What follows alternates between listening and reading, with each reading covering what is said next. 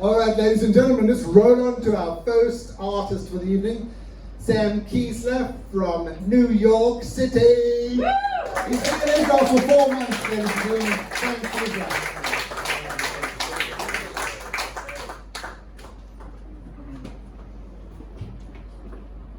So right off the bat, I'd like to apologize. I was told there were a number of Olim in the room. I'm sure some of you were from New York, and hearing I'm from there, we're looking forward to hearing your native language. I want to apologize. My accent's been a little, we'll say diluted. We'll use that word tonight. It's not the word I usually use. But I bounced around the United States for a really long time. I started in New York, then my parents moved around to a different part of New York. We went from Westchester County up to Palmyra. Then we went down to Connecticut, then I went over to Georgia, then I went to Texas, then Oregon. So I unfortunately don't sound like New York anymore. If I get angry, there's like a little bit of Joe Pesci that comes out still. We try to keep him in the back pocket. No, as Grant said, I've only been here about 3 months and change. And before I came to Israel, I thought I would learn some Hebrew. I thought I'd pick some up, go on Duolingo, and exactly, you already know what's coming. It was not useful. It was not useful. The whole first week I'm doing Duolingo. I'm repeating over and over again. I haven't said it once since I got over here, right? The other one they loved. I know a couple other people who will have yain, but I don't know any pigeons. Very confusing, right? So then I get to Israel. I came on a Taglit trip. And we're sitting in Jerusalem. You guys know Jerusalem. In the old city, there's that menorah. It's in a giant bulletproof fish tank by the stairs, right? And we're sitting there, and our tour guide asks us, hey, who knows what the candle we used to light the other candles is called? And I, being raised Jewish, I got a little confident. I thought I knew this one. I did Duolingo for that. He says, what is the candle in the middle called? And I raise my hand and I scream, Shalosh! I was like sort of close, not so much. Also on this Taglit trip, it was interesting to me because having grown up in New York around the Jews there, I thought Jewish people were just old men who bet on the horse races. I didn't know we were so diverse. Because on this Taglit trip, we had 2 guys who came from the middle of Idaho potato boys, raised Roman Catholic. 6 months before the Taglit trip, found out they had a grandfather who had lived in Israel after World War II. They were eligible for the trip. They were eligible to come. They didn't know what Shabbat was. I mean, this was a culture shock to these guys. It was the greatest thing to see. It was also great because nobody would expect they were Jewish. They were both built, each of them a barn. They were brothers, right from Idaho. One played college football. I don't know if you guys know anything about weightlifting. I see we got a couple big guys in the room. But with weightlifting, there's a bulking cycle and a cutting cycle. One you get bigger, one you get smaller.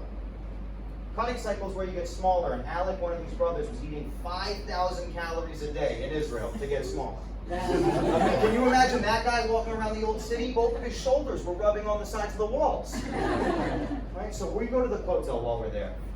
And both of these guys decide they're going to do the whole shebang. They're going to don everything. Boom, give me a talis. Boom, give me a yarmulke. Let me put the tefillin on. Let's do it. And they're standing at the hotel. They ask this very kind old Hasidic man to take a picture of them. He kind of, honestly, what was this name? I wrote it down. He kind of looked like Uli Zohar, this guy. Right? Okay, a couple people got that. Thank you. So he goes, he takes a picture of them. It's very kind of him. They're standing in front of the hotel. It's these 2 giant Idaho guys, and about 4 or 5 Jews who reach up to here on them. And then they take the phone back, and they were so excited. They were having the greatest time. They both stuck notes on the wall. Like, it was really a moving experience. But I guess not understanding the sort of conservatism that goes with more Orthodox religion. Nick takes his phone back, looks at the picture, and in front of Louis Zohar goes, "Whoa, that's badass!" Guy was mortified. I was a little bit as well. Walked away pretty quick. But I'm picking stuff up as I go, right? At first I got to Israel, I didn't know any Hebrew. I'm just learning how Jews can look like Roman Catholics, apparently. This was big for me. And then I start to figure some other stuff out. Like my friend, he has a dog. Her name is Motek. Now I know what Motek means. Motek means sweetheart. So I would walk around sometimes, I could say to my friend, Shalom Motek, and they go, oh, you're learning, that's good. Then the day before Rosh Hashanah, I'm sitting at the post office. The people are saying goodbye to each other, and a woman comes up to the clerk I'm working with, says, Shana Tova Motek. I guess I was having a slow day, because I go, wow, that guy's got the same name as Johnny's dog. Right? I mean, there's other stuff I'm learning too, right? I'm learning a few other things. Like the other day, my company, they told me that I was going to need to get an Israeli bank account if I wanted to get paid. That was tough for me. I've had the same bank account since I was 13 years old. I put bar mitzvah money in a checking account and I've never looked back. Honest to God. So I didn't know what to do. And I looked around and I asked my coworkers, I said, which bank is the best one? And they said, oh, they're all the worst. And I looked and I said, you know what? I know which bank will be the most trustworthy. It'll be the bank with the pictures of Bill Bondek on it. He has years of practice in finance, right? So believe it or not, he works as a banker? No, I don't know. I watched the show. I don't understand a word, but it still makes me laugh. I don't know why. There was one other thing I found out about Israel before I go on and give you back to your host. You guys do a really interesting thing when a movie comes from Hollywood. You change the name. It comes over to Israel, the movie gets a new name. It's just shocking to me. So you take something like The Hangover, and it comes over here and they call it My Crazy Weekend in Las Vegas. Right? And one of my favorites, Gattaca. They brought Gattaca over here, they really changed the name. They called it Here's What Happened with Gattaca. So that was confusing. I looked a few others up. I wanted to see what else has the Israeli movie machine put in front of all of you. And so there was one, 1993, Steven Spielberg. I'm sure you guys have seen this one. It was called Hey, Please Don't Pet the Dinosaurs. You know what I'm talking about?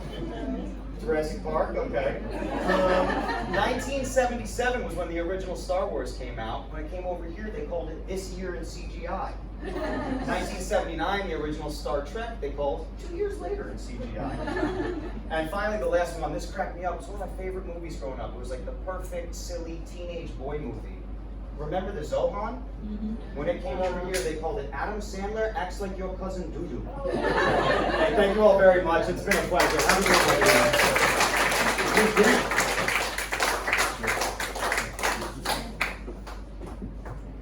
Thank you, Sam. Another round of applause for Sam Keisler. Brave man, brave man.